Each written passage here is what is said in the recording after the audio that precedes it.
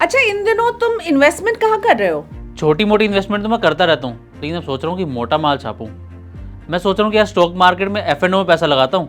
अपना उज्ज्वल है ना, वो मोटा माल छाप रहा है। अरे, शेयर ट्रेडिंग तो ठीक से समझ नहीं आ रही, F&O क्या खाक समझ आएगा। मैंने तो सुना है कि इसमें बहुत नुकसान होने का डर बना रहता है।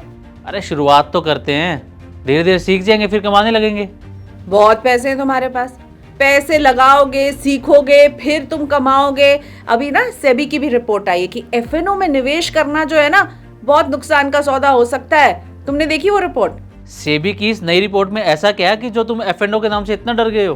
तुम्हें तो डरना ही चाहिए और आपको भी सावधान रहना चाहिए, क्योंकि अगर आप सेबी की रिपोर्ट पढ़ेंगे तो आपको पता चलेगा कि F&O से फायदा हो या ना हो, लेकिन घाटे की पूरी गारंटी है। आपका सवाल होगा कैसे?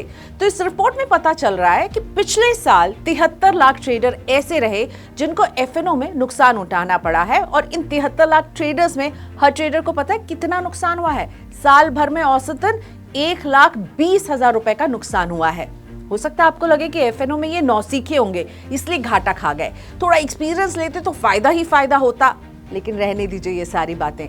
घाटा खाने वालों में से ऐसे बहुत हैं जो 3 साल से F&O के खेल में फंसे हुए हैं और उनका तो पैसा भी ज्यादा डूबा है। और अब ये भी जान लीजिए कि एक्सपीरियंस वालों को कितना नुकसान हुआ, ये भी सेबी की रिपोर्ट में पता चल रहा है। अप्रैल 2021 से मार्च 2024 तक में 1 करोड़ से ज्यादा ट्रेडर ऐसे रहे जिनमें हर आदमी को औसतन 3 साल में 2 लाख का नुकसान हुआ है, और नुकसान उठाने वाले टॉप के करीब 4 लाख लोग तो ऐसे हैं जिन्होंने 3 साल में 28 लाख रुपए का घाटा खाया है। तो जब सारे घाटे ही खा रहे तो फिर कमा कौन रहा है? कमाने वाले भी तो होंगे ना।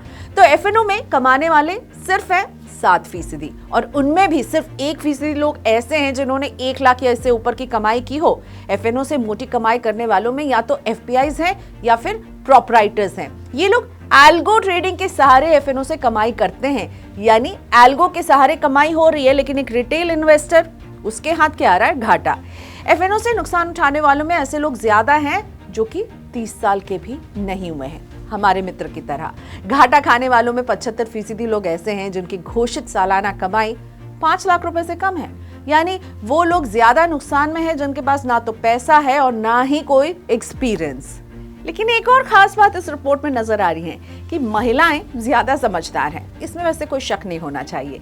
सेबी की रिपोर्ट बता रही है कि पिछले साल F&O में हर 100 में से 91 पुरुष घाटा खा रहे थे, जबकि महिलाओं में ये आंकड़ा 86 रहा। और 3 साल पहले F&O ट्रेडर्स में महिलाओं की हिस्सेदारी करीब 15% थी, और वो भी घटकर अब 13% के करीब आ गई है।